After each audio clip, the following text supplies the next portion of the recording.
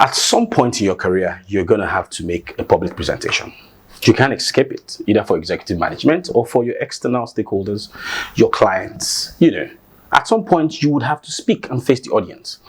But a lot of people have been grappling with this very, very interesting part of our careers or our life. And I'm just going to have to do this video is a small video just telling you about what you need to do, some of the key points you need to pay attention to in order to be able to face the audience and speak and be heard.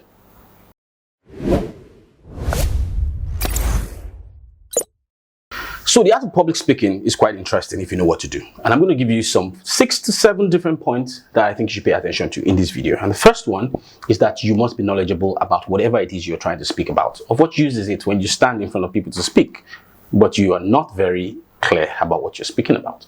You must be extremely knowledgeable about it. You must read it. And I'll give an example.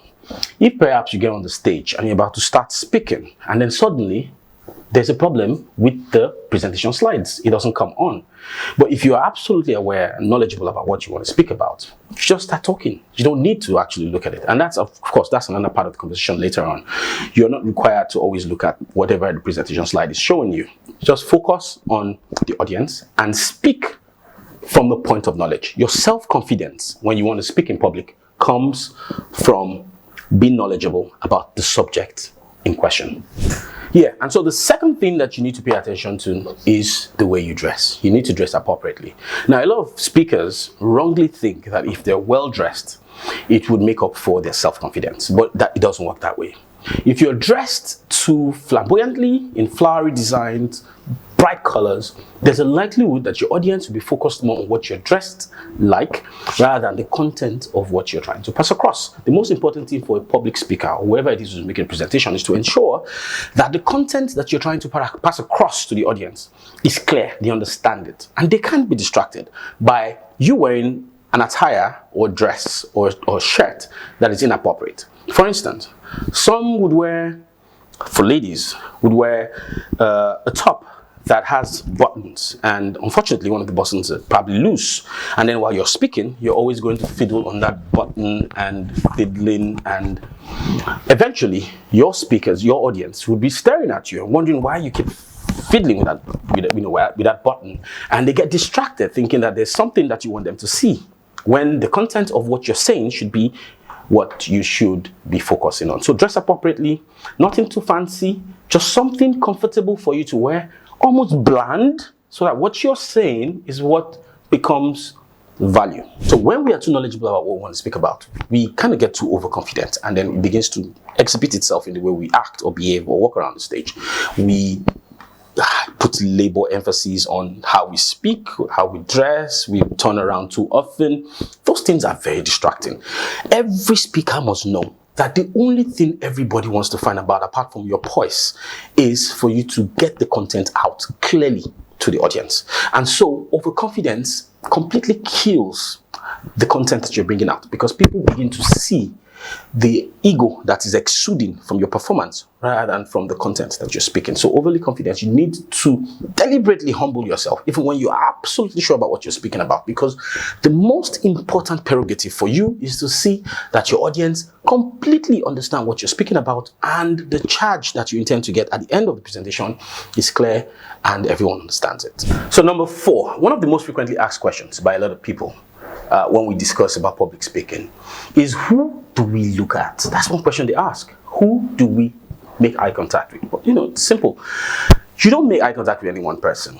You lose the rest of the audience if you do so. What you do is focus on a cluster of people and move around. Focus on this, focus on them, focus on this. It is always good to build your confidence before you start speaking, to come onto the stage before even the event starts and sink in, get sucked into the environment, be a part of that environment such that the stage, the entire length and breadth of that audience, of the hall, is completely absorbed in you. It allows you to be able to warm up easily during your conversation. So when you're looking, there's not one person to look at. Just make sure that you're looking at a cluster of people, left, right, center, and ensure that you're trying to get them fully engrossed in your conversation. That's number 4. So number 5 is your body language. Now, this, I could write a whole book on it. On one of these days, I'm going to do a video on body language, understanding body language. Now, for you as a speaker, You're the signature of all eyes. You're a moving target. As you keep moving left, right, center, everybody follows you. So your body language needs to exude the kind of information that you want the audience to understand.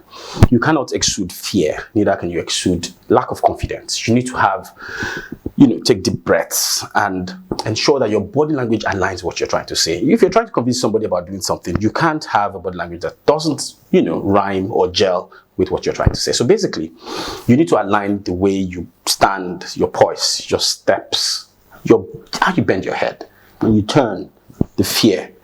How is the tone of your voice? That is another point I'll talk about in the next one. So number 6, speak from the deep. It sounds kind of strange, yeah? But the truth is, if you're speaking on stage, your voice, the tone of your voice must rhyme with your body language. I spoke about body language earlier. And here, what I'm speaking about here is to say that you must speak from the deep, from the inside.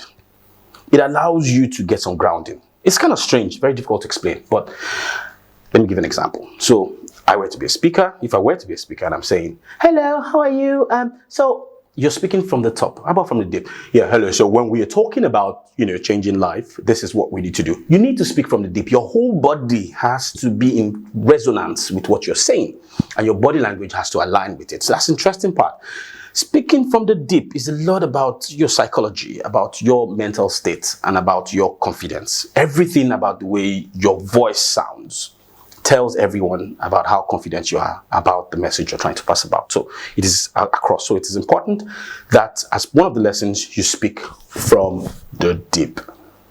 And the last and final one. So the last and final one of this series, because there are obviously a lot of it, but I just narrowed down to 7. Banishing stage fright. One of the biggest problems that every speaker has is, how do I manage stage fright?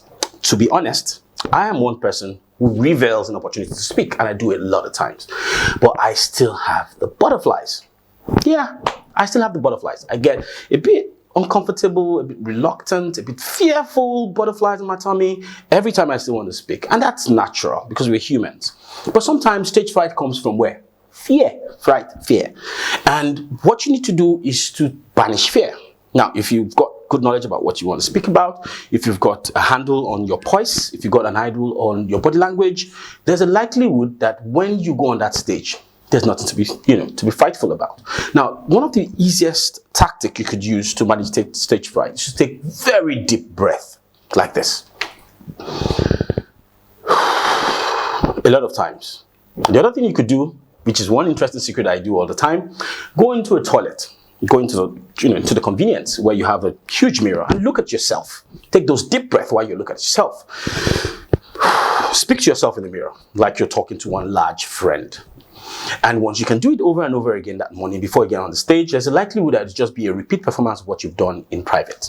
Listen, you can't be good at something unless you practice it. And practicing it is one of the most important tenets for public speaking. The art of public speaking is something that is not strange to humans. They've been doing it for years. And so there's no reason why, when you have the opportunity to shine to the management or to your friends or to your colleague or business partners, that you can't do it right. I can give you more insights, but you can find more of the stories on my blog, on my website, akinyakingbogum.com. Thank you.